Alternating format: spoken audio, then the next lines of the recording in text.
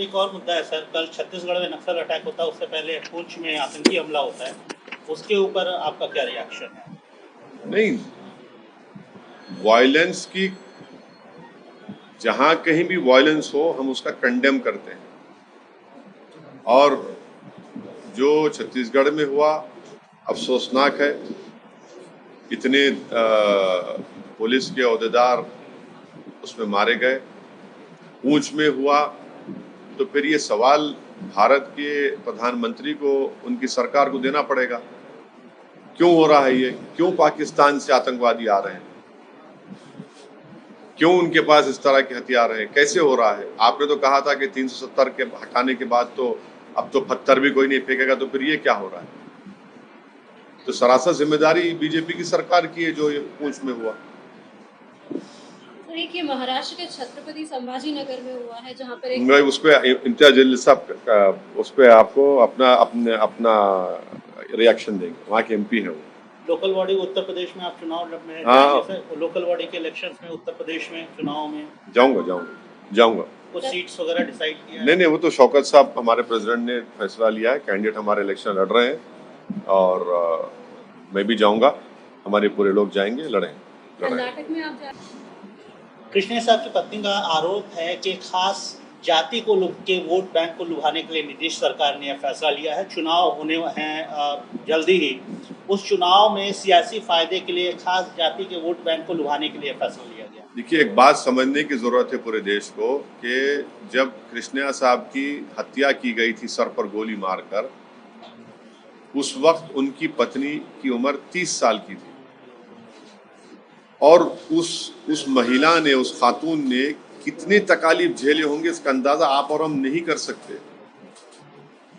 अपनी दोनों बेटियों को उन्होंने पढ़ाया, उनको क्या क्या तकालीफ ने उठाई होंगी उस महिला ने। यकीनन उसकी तकलीफ, उसकी पीड़ा है, तकलीफ है, उसको समझने की जरूरत है। आप कम से कम कुछ बता देते, कुछ करते, कुछ मदद करते, कुछ पूछते, कुछ नहीं, बस सियासी रोटी सेकना है और आप फैसला रहे हैं। तो आज वो जो कह रही है पत्नी, वो अपनी बेबसी का उसका इजहार है, वो उसकी कमजोरी का इजहार है, और उसका गुनाह ये है कि वो दलित था। कि कोई भी मेजर पॉलिटिकल पार्टीज, अगर हम बिहार की राजनीति की बात करें तो खुलकर इसका विरोध नजर करती नहीं। देखिए, तो यही तो समाजवादी पार्टी नजर नहीं आती इसका विरोध करते हुए, और भी अन्य पार्टियां इसका विरोध करते नजर नहीं आती। बीजेपी में भी तो उनके कई नेता है जो इस फैसले के खिलाफ नहीं बोल रहे हैं, जो बीजेपी के एमपी हैं, जो अपर कास्ट के एमपी है बीजेपी, वो भी तो मुंह नहीं खोल रहे हैं। यही तो हम कह रहे हैं, मरने वाला दलित हो या मुसलमान हो, रेप होने वाली महिला दलित हो या मुसलमान हो या आदिवासी हो, और इनका जो हत्या करते हैं और रेप करते हैं, तो उनको चाहे बीजेपी की सरकार गुजरात की हो या बिहार की नीतीश कुमार की सरकार हो, और नीतीश कुमार सारे देश में फिर रहे हैं अपोजिशन यूनिटी के नाम पर और अपने आप को प्रधानमंत्री का कैंडिडेट बता रहे हैं। आप ये पैगाम दे रहे हैं पूरे देश को। आप दलित कम्युनिटी को बोलेंगे अब आप जाकर पूरे देश में 2024 में कि देखो, हमने एक दलित ऑफिसर की हत्या करने वाले एक आदमी को छोड़ दिया।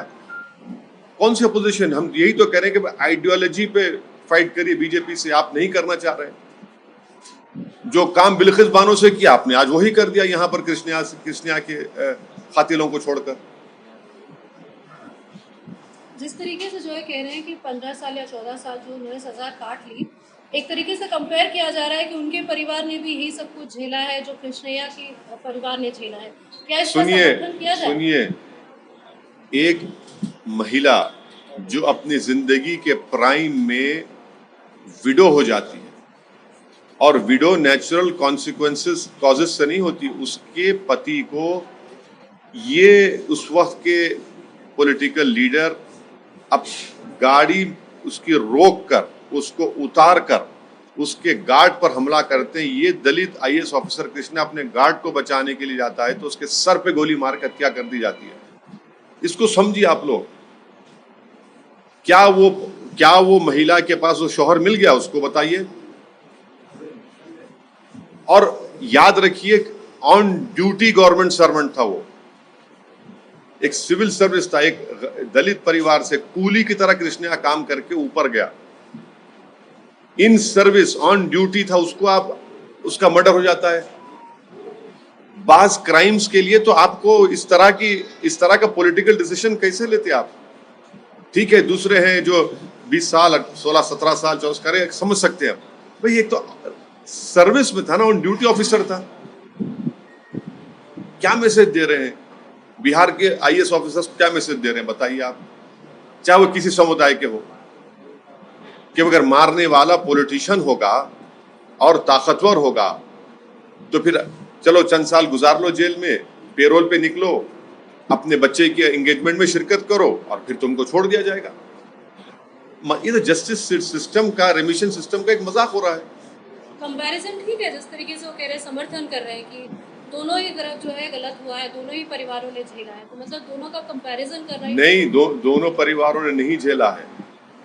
एक परिवार ने अपने फादर को, अपने पिता को खोया, एक परिवार की महिला ने अपनी पत्नी को खोया और 30 साल की उम्र में विधवा हुई।